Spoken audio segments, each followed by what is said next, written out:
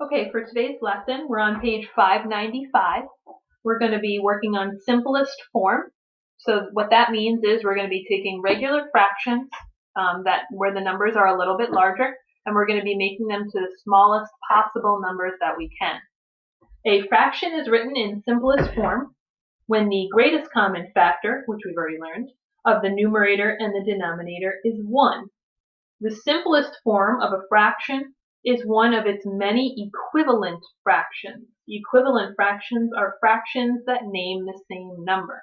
For example, if we said 1/2, half is the same thing as saying 5/10, right? If you had 10 jelly beans and you ate 5 of them, that would mean you ate half of them. If you had 2 jelly beans and you ate 1 of them, you also ate half of them. So that's just an example of equivalent fractions, which means that they are equal. So we're not changing the fraction to equal a different number. We're actually going to make it the equivalent to the fraction. We're just going to be writing it in simplest form. If you look at example number 1, Angie has a vertical jump height of 12 inches and Holly has a vertical jump height of 22 inches. So Angie's vertical jump is 12/22 of the vertical jump of Holly. Write the fraction in the simplest form. So first what they want you to do is list the factors, circle the greatest common factor. So they listed them for you, and you should remember that you have to circle the common factors. The only common factor in this case is the number 2. So if it's the only one, it also has to be the greatest one. So the greatest common factor of 12 and 22 is 2. Okay. Step number 2, you're going to divide both the numerator and the denominator by that number 2, by the greatest common factor. This results in an equivalent fraction because whatever you do on the bottom, you have to do on the top. And it doesn't matter what you do on the bottom. As long as it's the same on the top, you're going to get an equivalent fraction. 22 divided by 2 is going to be equal to 11. 12 divided by 2 is going to be equal to 6. So we have now changed 12/22 to 6/11. But technically it's the same thing. We've just made it simpler. We've made the number smaller. But 6/11 is the same thing as saying 12/22. The greatest common factor then of 6 and 11, if you listed out the factors, found the common factors, is really just going to be 1. Once you find out that your greatest common factor of these two numbers is 1, that means that you're done. You've simplified it as much as you can simplify it. So Angie's vertical jump is 6/11 or 6/11 of Holly's vertical jump. This is just a way to show you that they are equivalent fractions using models. There are 22 rectangles here. They've shaded in 12 of them. There are 11 rectangles here. They've shaded in 6 of them. You'll notice that the same amount is shaded in, which means that they are equivalent. It means the same thing. We didn't change the fraction at all. We've just made it into simplest form. Okay, if you could turn the page now. Example number 2. They want you to write 18/30 in simplest form. Divide the numerator and the denominator by the same common factor. You have to continue dividing until the fraction is in simplest form. So we look at the number 18 and 30 and we say, okay, both of those are even. So we know that the number 2 is going to go into both of them. 2 goes evenly into 18 and 2 goes evenly into 30. If you have two even numbers, you know that since they're even, the number 2 has to go into those. You can always test it out with the number 2. So 30 divided by 2 is 15. 18 divided by 2 is 9. And you notice over here we get 9/15. But then we think to ourselves, is that in simplest form? Is the greatest common factor of 9 and 15 1? Well, if we start listing them out, for 9 we get 1, 3, and 9. For 15 we get 1, 3, 5, and 15. I notice that 3 is a common factor. So I need to divide the top and the bottom by 3 again now. 9 divided by 3 is 3. 15 divided by 3 is 5. So I wasn't done up here. Okay, I still had some work to do because 9 and 15 were not in full simplest form. I had to divide again by another common factor in order to get my simplest form, which is 3/5. Since 3 and 5 have no common factors other than 1, I can stop dividing. So written in simplest form, 18 over 30 is equal to 3 over 5. Okay, let's look at guided practice. Write each fraction in simplest form. If the fraction is already in simplest form, you just write the word simplified. Okay, so let's look at number 1, 4 over 6. You'll notice since they're both even, 4 is an even number, 6 is an even number.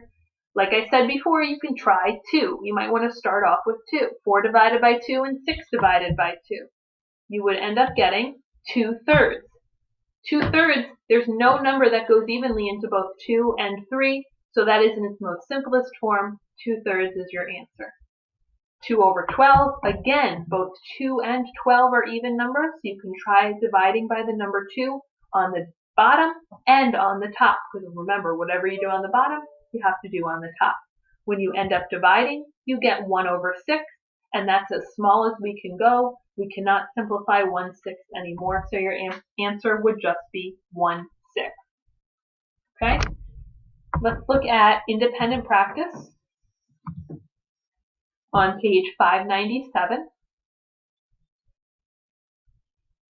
I'll leave those first few for you. Let's look at number 9. So I skipped down to number 9, because some of them you're going to do on your own. We have 6 and 25, 6 over 25. So you have to try and come up with the greatest common factor to see which number you're going to be dividing by. So let's take my pen, and I'm going to list out the factors of 6, okay, which would be 1, 2, 3, and 6. That is a 6, trust me. And then we're also going to write the number 25, and I'm going to list the factors of that. So it's going to be 1, 5, and 25. I think that's about it. So what you need to do now is you need to think, okay, are there any common factors? Okay, I see 1 here, but other than 1, are there any common factors? And there aren't. Okay, remember that's a 6. So if my only common factor between the number 6 and 25 is 1, then this is it. My answer is already in simplest form. I can't divide by anything else. If I tried dividing by 2, okay, 6 would divide by 2, but 25 divided by 2 would be like 12 and a half. So that's not going to work. It needs to go in evenly. So for number 9, you would just write simplified. Okay? If we look at number 10, we have 21 and 30. You could think to yourself, okay, what's a number that goes into both 21 and 30? So if you think about it, you could say, oh, I think that the number 3 goes into that. That would be a common factor of those numbers. If we did 21 divided by 3, and we did 30 divided by 3, this would give us an equivalent fraction because we're dividing the top and the bottom by the same thing. 21 divided by 3 is equal to 7. 30 divided by 3 is equal to 10. Okay? Now, 7/10 is simplest form, but again, you always just have to make sure. Could I divide any further? No, because 7 is a prime number and nothing else goes into 7 besides 1 and itself. So the greatest common factor of 7 and 10 is just going to be 1. And if the greatest common factor of two numbers is 1, then it's already in simplest form. So your answer would be 7/10.